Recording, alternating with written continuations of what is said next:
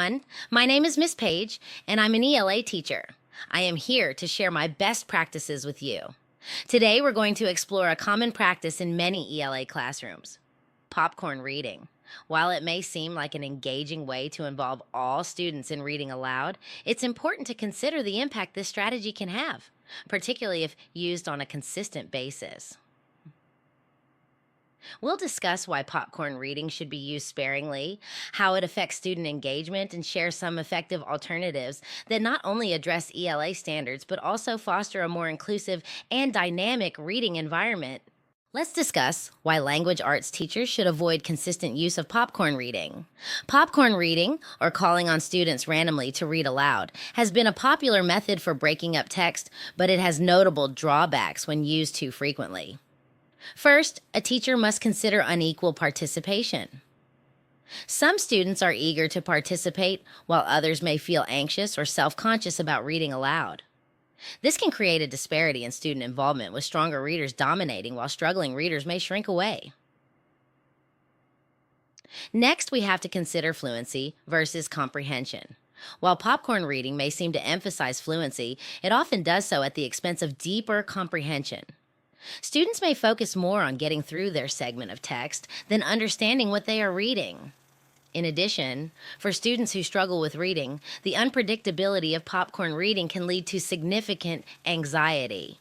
This can hinder their ability to focus on the material and diminish their overall confidence in reading.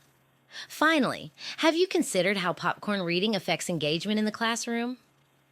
Random calling might result in students tuning out when they aren't reading, leading to a loss of engagement. Students may disengage from the material when it's not their turn.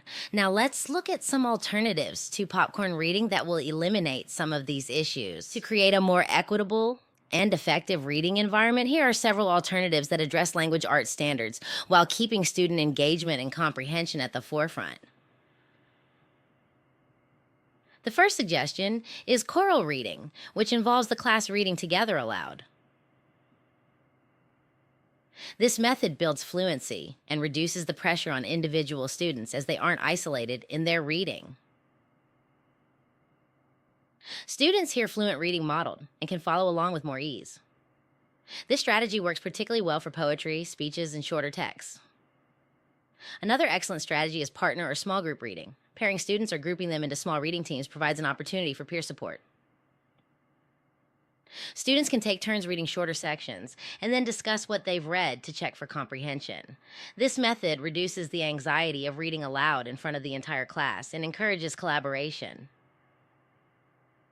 Guided reading with chunking for longer texts is another way to vary classroom reading while chunking the reading into manageable portions. After each section, engage students with brief discussions, questions, or reflections. This process promotes deeper comprehension and allows students to process the material in smaller, more digestible segments. Encourage students to note down key points or personal reflections to foster active reading.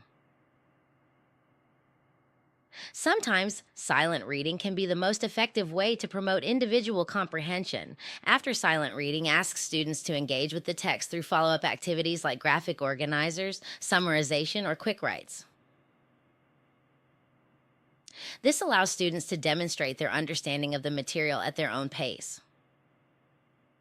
One overlooked method of completing readings is incorporating multimedia, audiobooks, and videos. Using audiobooks for sections of a novel or articles can be a great way to model fluent reading, especially for struggling readers. Audiobooks allow students to hear professional narration, which can enrich their understanding of tone, pacing, and pronunciation. Similarly, videos or dramatized readings can help students visualize complex scenes or historical contexts. These methods can be particularly effective with plays or novels with rich dialogue. While some pre-work is often necessary for effectiveness, implementing literature circles in which small groups of students take responsibility for reading different parts of the text allows for autonomy and deeper engagement. Students can take turns being discussion leaders, summarizers, or note takers, giving them more control and accountability over their reading. Consider dividing the class into groups, reading a variety of novels with the same theme. This could promote rich dialogue and discussions while addressing the standards, especially those for speaking and listening, as well as analyzing and interpreting. Finally, close reading and annotation. Teach students to engage deeply with short passages of text by focusing on close reading strategies. Provide students with opportunities to annotate texts, looking for key literary devices, patterns, or themes. This encourages them to read critically and enhances their analytical skills. So, when is reading aloud? Appropriate? Reading aloud should be a strategic tool rather than a habit. It's useful for modeling tone, intonation, and how to approach complex texts, but it shouldn't be the primary mode of reading in the classroom. Instead, consider the following. Teacher modeling. When introducing new genres or challenging texts, it can be helpful for the teacher to read a small section aloud to demonstrate effective strategies for understanding tone, mood, or pacing. Dialogue and drama. Plays and dialogues can benefit from occasional read aloud sessions, as hearing the text spoken aloud can help students understand character dynamics and dramatic tension. In conclusion, popcorn reading, though well intentioned, often falls short in promoting deep comprehension, engagement, and equitable participation.